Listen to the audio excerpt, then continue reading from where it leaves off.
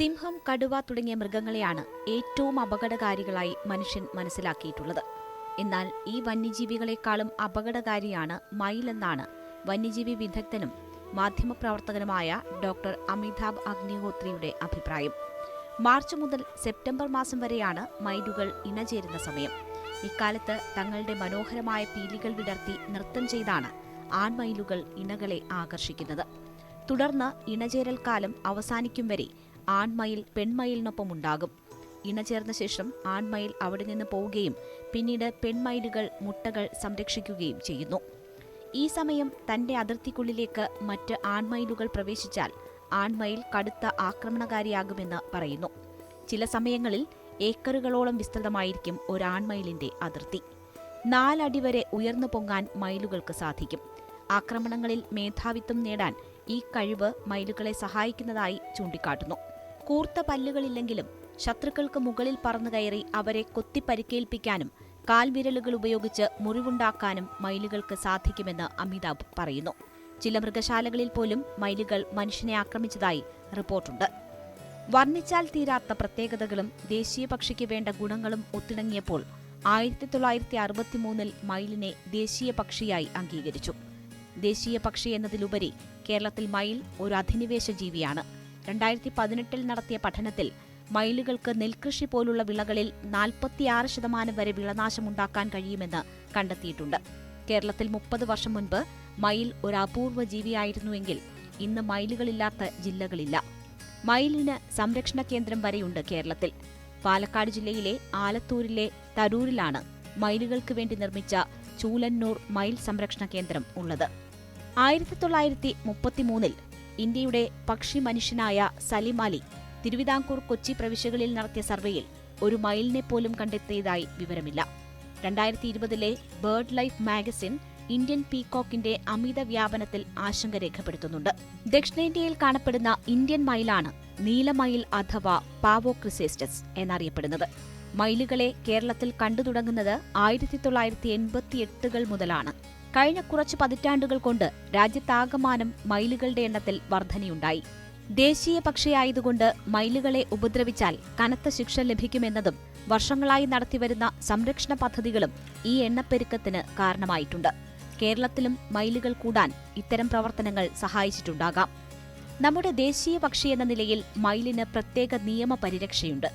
1972 schedule of wildlife protection ആക്ടിന്റെ section 51 പ്രകാരം മയിലിനെ കൊന്നാൽ 3 വർഷം മുതൽ 7 വർഷം വരെ തടവും 20,000 രൂപയിൽ കുറയാത്ത പിഴയുമാണ് ശിക്ഷ.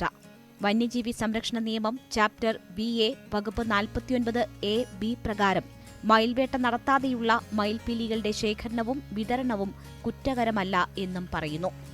തമിഴ്നാട്ടിലെ കാരക്കലിലെ 12,000 ഹെക്ടറിൽ കൃഷി ചെയ്തിരുന്ന നെൽകർഷകർ കൃഷി 6,000 ഹെക്ടറായി ചുരുക്കിയതിന്റെ പ്രധാന കാരണങ്ങളിലൊന്ന് മയിൽ ശല്യമാണ്. മയിലുകൾ വിളയാറായ നെൽമണികൾ തിന്നു നശിപ്പിക്കുക മാത്രമല്ല ചെയ്യുക, നെല്ലില്ലാത്ത സമയത്ത് പോലും മണ്ണിര, മിത്രകീടങ്ങൾ, ഓന്ത്, തവള, പാമ്പുകൾ എന്നിങ്ങനെ കർഷകരുടെ മിത്രങ്ങളായ സകലതിനെയും മുച്ചൂടും മുടിക്കും. ഇത് നാടിന്റെ ജൈവ വ്യവസ്ഥ തന്നെ താറുമാറാക്കും. മയിലുകൾ കൂട്ടത്തോടെ പാടത്തേക്കിറങ്ങി ചവിട്ടിയും മെതിച്ചും നെൽച്ചെടികൾ നശിപ്പിക്കുന്നതുവഴി നെൽപ്പാടം തന്നെ തരിശാക്കി മാറ്റും.